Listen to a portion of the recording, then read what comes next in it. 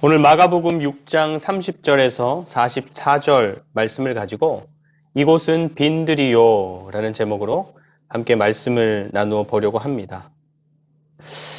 여러분들이 초대받은 두 개의 잔치 자리가 있습니다. 하나는 5성급 호텔에서 열리는 잔치입니다.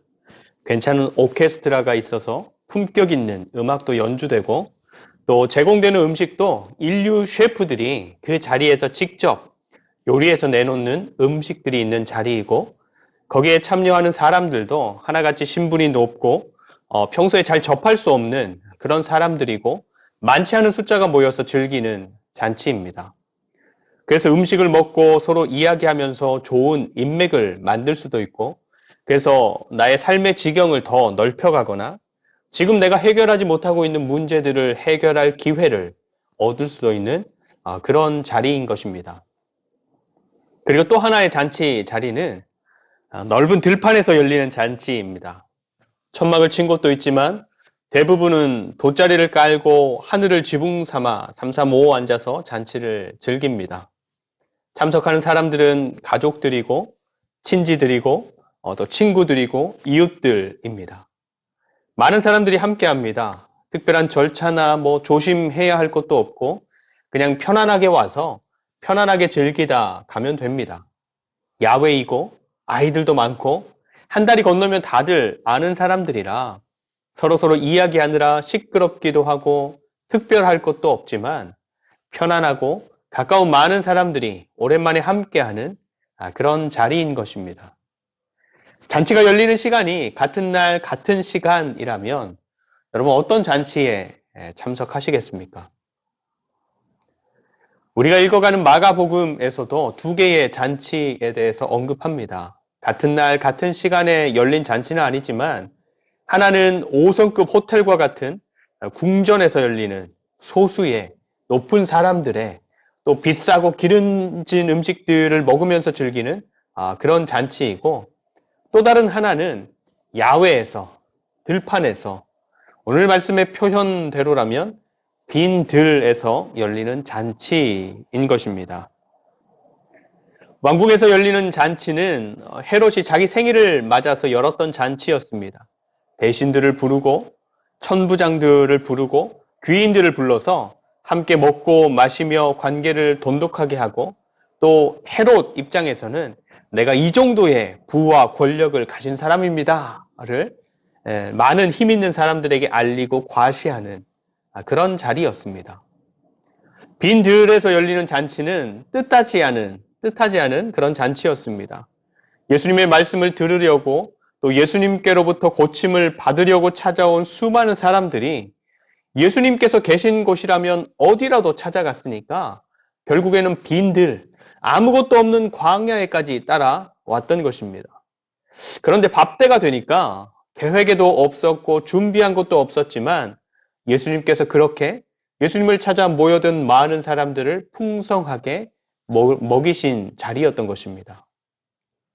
두 잔치 모두가 풍성한 잔치였고 참석한 사람들 모두가 웃고 있는 잔치였지만 그 두 잔치가 주는 분위기, 느낌, 또 그것으로 맺힌 열매는 너무너무 달랐습니다. 헤롯이 베푼 잔치는 고급스럽고 좋지요. 더불어 많은 사람들이 어떻게 해서든지 참석하고 싶어 하는 그런 잔치입니다. 하지만 거기에는 헤롯의 과시와 허세가 있고 또 그 비위를 맞추면서 권력을 힘입자는 그런 사람들의 아부가 있고 또 헤로디아의 증오가 있고 그리고 그들의 그런 욕망으로 인해서 무엇보다 세례 요한이 죽게 되는 일이 있었습니다. 그럼 예수님께서 베푸신 잔치는 어떨까요? 장소도 빈들, 아무것도 없는 광야, 행사 장소로는 최악이지요. 먹는 음식도 특별할 것이 없는 늘 먹던 음식, 물고기와 떡이었지만 거기에는 함께하는 즐거움이 있었고 나누는 넉넉함이 있었고 모두가 만족하는 배부름이 있었습니다. 미리 계획된 것도 아니었고 많은 것을 준비한 것도 아니었고 또 특별한 이벤트가 있었던 것도 아니었지만 거기에는 따뜻함이 있고 웃음이 있고 넉넉함이 있고 편안함이 있고 생명이 있었던 것입니다. 여러분 어떤 잔치에 참여하고 싶으십니까? 오늘 예수님께서 베푸신 잔치의 이야기는 예수님께 파송을 받아서 온 마을을 두루 다니면서 사람들에게 회개하라 전파하고 사람들을 괴롭히는 많은 귀신들을 쫓아내고 또 병으로 고생하는 많은 사람들을 고치는 일들을 하고 돌아온 그 제자들을 맞이하는 예수님 이야기로부터 시작합니다. 30절과 31절 말씀인데요. 30절과 31절 사도들이 예수께 모여 자기들이 행한 것과 가르친 것을 낱낱이 고하니 이르시되 너희는 따로 한적한 곳에 가서 잠깐 쉬어라 하시니 이는 오고 가는 사람이 많아 음식 먹을 겨를도 없음이라. 아멘. 제자들이 예수님께로 돌아와서 그동안 자기들이 어떤 사역을 했는지 그 현장에서 어떤 일들이 있었는지를 하나하나 말씀드리는 것입니다. 근데 굉장한 역사들이 제자들을 통해서 일어났습니다. 헤롯이 예수님에 대한 소문, 또 그 제자들이 예수님의 이름으로 사역한 것들에 대한 소문을 듣고서 세례 요한이 다시 살아났다라고 여길 만큼 굉장한 역사들이 예수님의 제자들을 통해서 일어났던 것이죠. 그러니까 예수님께 보고하는 제자들의 마음 어땠겠습니까? 막 방방 떴겠죠. 예수님, 이런 일도 있었어요. 예수님, 이렇게 하니까 정말로 이렇게 되더라고요. 야, 귀신들이 떠나가대요. 병이 났던데요. 이러면서 자기들을 통해서 일어난 일들에 대해서 막 서로 말하려고 또 더 말하려고 아마 난리였을 것입니다. 근데 예수님이 그런 제자들을 진정시키시면서 말씀하시지요. 그래, 알았어. 너희들이 너무너무 좋은 건 알겠는데 지금은 잠깐 가서 쉬는 게 좋겠다. 그러시면서 32절에 제자들을 데리고 한적한 곳으로 가시는 것입니다. 사람들이 있는 곳에서는 제자들이 제대로 쉴 수 없으니까 조용한 곳으로 데리고 가시는 것이죠. 우리도 아이들을 키우다 보면 아이들이 뭔가 신나서 자기가 어떤 상태인지도 모른 채 놀고 더 하고 싶어 하는 그런 경우들을 종종 보게 되지 않습니까? 그러면 부모는 알지요. 얘가 더 놀면 안 된다. 더 먹으면 안 된다. 지금은 좀 쉬어야 한다.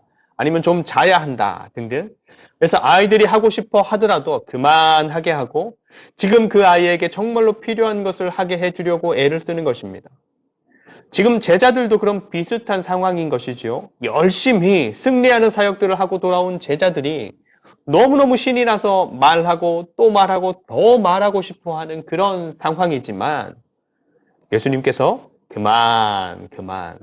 지금 너희는 좀 쉬는 게 낫겠다, 좋겠다 하시면서 사람들을 피해서 한적한 곳으로 제자들을 데리고 가시는 것입니다. 근데 33절을 보시면 사람들은 그렇게 예수님과 제자들이 쉼을 얻기 위해서 한적한 곳으로 가는 것도 그냥 놔두지 않습니다. 그렇죠?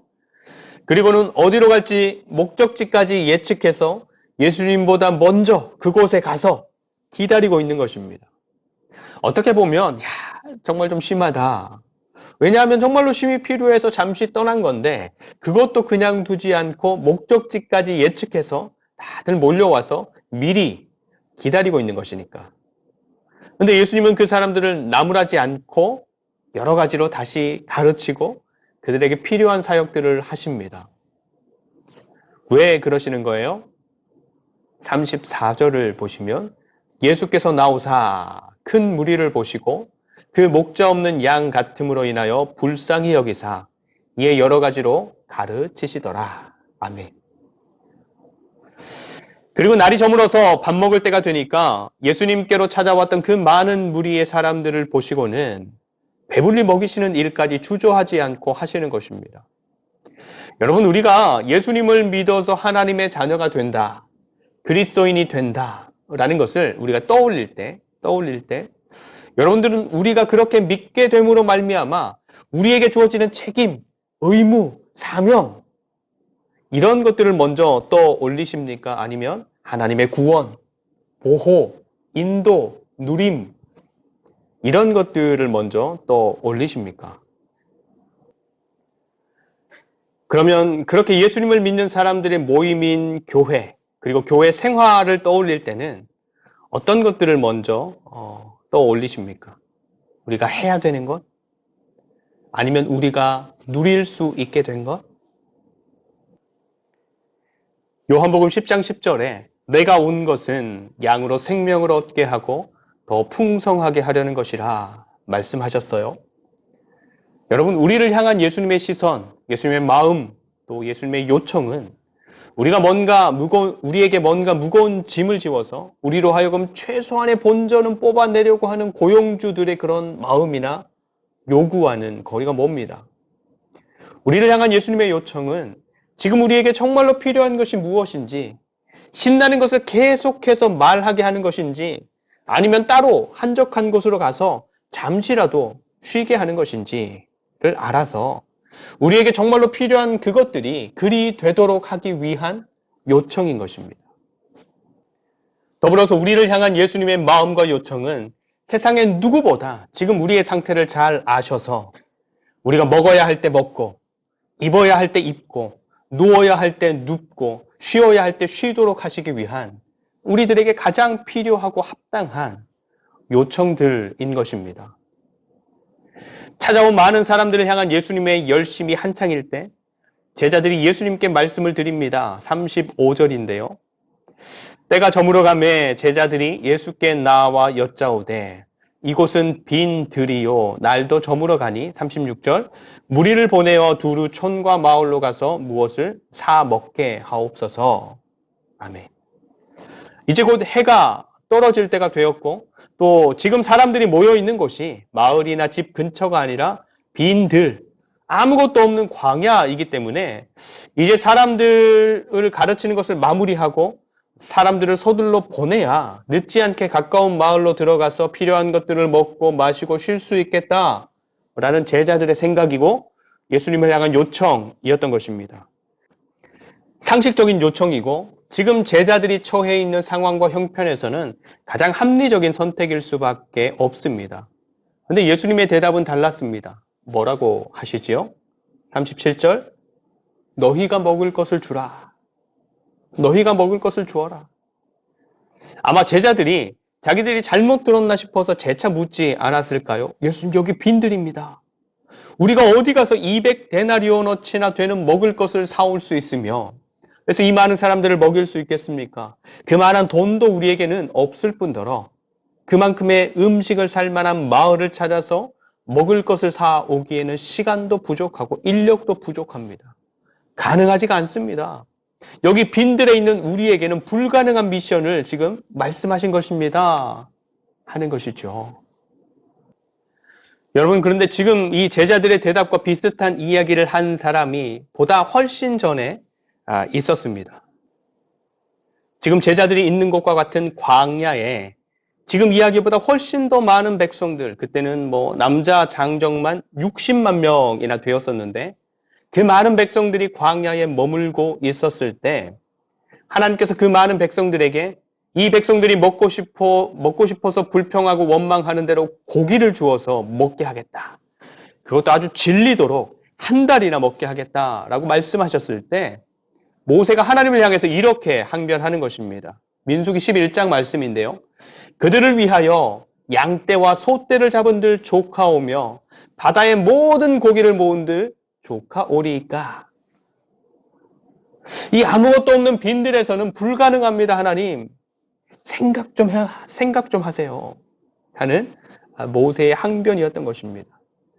그런데 그 이후의 역사를 통해서 이미 알고 있지만 불가능했습니까? 아니요. 하나님께서 바람을 불게 하셔서 메추라기를 이스라엘 백성들의 진 주변으로 엄청나게 모아주셨습니다. 그래서 이 백성들이 하루, 이틀, 종일 동안 그 메추라기를 모아서 아주 질릴 때까지 고기를 먹게 하셨던 것이죠. 여러분, 우리 그리스도인들에게 있어서 우리가 살아가는 이 세상은 광야와 같은 세상이라고 성경은 가르쳐 줍니다. 여러 가지 의미를 가질 수 있겠지만 많은 사람들이 보기에 이 세상에는 가지고 싶은 것도 많고 누리고 싶은 것도 많고 좋은 것들도 너무너무 많은 것 같아 보이지만 사실 우리 인간들의 궁극적인 배고픔, 갈증 이것들을 만족시킬 수 있는 것은 없다. 이곳에 존재하지 않는다. 그래서 광야와 같다. 빈들이다. 라는 것입니다. 여러분 앞에서 아무것도 없는 빈들, 광야와는 아주 대조적이었던 헤롯이 베풀었던 잔치, 값비싼 음식들과 잘 꾸며진 식탁, 함께하는 사람들도 높은 지위의 사람들, 이보다 더 멋있게 또 완벽하게 준비된 잔치가 있겠습니까? 하지만 그 잔치에 참여하는 사람들이 자기들 스스로도 잘 알지 못하는 인간 내면의 궁극적인 배고픔들을 그 자리에서 그 완벽하게 차려진 식탁으로 채울 수 있었겠습니까? 그래서 그 잔치에 참여하는 사람들 모두가 너무너무 평안하고 즐겁고 넉넉하고 만족스럽고 그랬겠습니까? 아니요. 앞에서도 말씀드렸지만 거기에는 인간의 욕심, 과시, 허세, 미움, 죽음까지 겉으로는 그보다 더 화려하고 완벽할 수 없는 그런 잔치였었지만 인간 내면에 아주 더러운 것들이 난무하는 그런 방탕하고 불편한 자리밖에 되지 않았던 것입니다. 하지만 아무것도 없는 빈들에서 베풀어진 잔치에는 한 사람의 어른도 충분하게 만족시키기 어려운 매우 작고 적고 평범한 음식이 예수님을 통해서 남자 어른만 해도 5천 명이나 되는 사람들을 충분하게 만족시키고도 남는 그런 잔치 음식으로 베풀어졌었던 것입니다. 음식이 좋아서가 아니라 그 음식을 주시는 분이 거기에 모인 모든 사람들을 만족해 하는 그런 일을 그때 이루셨던 것이죠. 여러분, 우리가 보고, 우리가 생각하고, 우리가 계산하는 것으로는 지금 우리의 삶을 만족하게 하고, 우리의 삶을 풍성하게 하는 그 어떤 사람이나 일이나 환경이나 물건들을 여기 빈들에서는 찾을 수 없습니다. 재정이 풍족하게 있으면 만족이 될까요? 아니요. 잠시 좋을 수 있고 많은 것들을 편하고 쉽게 할 수 있겠지만 많은 돈이 절대로 사람을 만족시킬 수 없습니다. 그러면 내가 늘 노심초사 마음 쓰는 내 남편이, 내 아내가, 우리 자녀들이 자기에게 주어진 삶을 안정적으로 잘 살아가면 자기가 원하는 것들을 이루고 든든히 잘 세워져 간다면 내가 충분히 만족이 될까요? 아니요. 우리 인간은 내가 아닌 누군가가 잘 되는 그것으로 내가 충분하다 여길 수 있는 존재들이 아닙니다. 그럼 사람이 아니라 하는 일들이 형통하면 될까요? 아니면 많은 사람들에게서 인정받는 내가 되면 만족이 될까요? 아니요. 우리 인간은 이 세상에 있는 어떤 것들로는 절대로 만족할 수 없는 그런 존재인 것입니다. 그래서 하나님께서는 우리를 초대하시는 것입니다. 오호라. 너희 목마른 자들아 물로 나오라. 돈 없는 자도 오라. 너희는 와서 사 먹되 돈 없이 값 없이 와서 포도주와 젖을 사라. 너희가 어찌하여 양식이 아닌 것을 위하여 은을 달아주며 배부르게 하지 못할 것을 위하여 수고하느냐. 내게 듣고 들을지어다. 그리하면 너희가 좋은 것을 먹을 것이며 너희 자신들이 기름진 것으로 즐거움을 얻으리라. 자기를 죽이려는 사울 왕을 피해서 도망 다니던 다윗이 고백합니다. 여호와는 나의 목자시니 내게 부족함이 없으리로다. 그냥 겉으로 보기에는 부족한 것 천지인데 불안한 상황이고 먹을 것도 입을 것도 안전한 것도 찾지 못하는 그런 위태위태한 삶이 다윗의 삶인데 그런 상황에서도 다윗은 하나님이 계시기에 살아계신 하나님께서 함께 하시기에 부족함이 없다 고백하는 것입니다. 목자 되신 하나님께서 그분의 양이 된 자신을 지켜보시면서 지금 자기에게 뭐가 가장 필요한지, 먹을 것이 필요한지, 쉼이 필요한지, 도울 사람이 필요한지 다윗에게 가장 필요한 그 일이 다윗의 삶에서 이루어지도록 인도할 것이 분명하니까 부족함이 없다 고백했던 것입니다. 그래서 다윗이 걸어가는 길이 빈들이든 골짜기이든 지금 먹을 것이 있든지 부족하든지 내가 보고 판단하는 상황이나 많은 사람들이 동의하는 객관적인 상황은 절망적이다 라고 할 수 있는 순간에도 하나님께서는 지금 자기에게 가장 필요한 것들을 하나하나 이루어가고 계시다. 그렇게 신뢰했기에 여호와가 나의 목자이니까 부족함이 없다 고백했던 것입니다. 여러분, 우리가 믿는 예수님께서 우리의 목자가 되십니다. 내가 좋을 때만, 내가 잘 될 때만 가까이 하고 내가 뭔가 열심을 낼 때만 우리의 목자가 되시는 게 아니라 늘 우리의 목자가 되십니다. 그래서 건강할 때도 우리를 살피시지만 그렇지 않을 때에도 우리를 살피십니다. 내가 목자를 잘 따를 때에도 우리를 인도하시지만 그렇지 않고 내 고집, 내 욕심, 내 계획을 주장할 때에도 우리를 인도하시는, 우리를 포기하지 않는 진짜 목자가 되시는 것입니다. 여러분, 지금 우리 눈에 보여지는 이 세상의 것들에 속지 않으셔야 합니다. 잘 되는 것이 잘 되는 것이 아닐 수 있고 형통하다 여기는 것이 형통한 것이 아닐 수도 있습니다. 좋은 것이 좋은 것이 아닐 수도 있고 괜찮은 것이 나에게 정말로 괜찮은 것이 아닐 수도 있는 것입니다.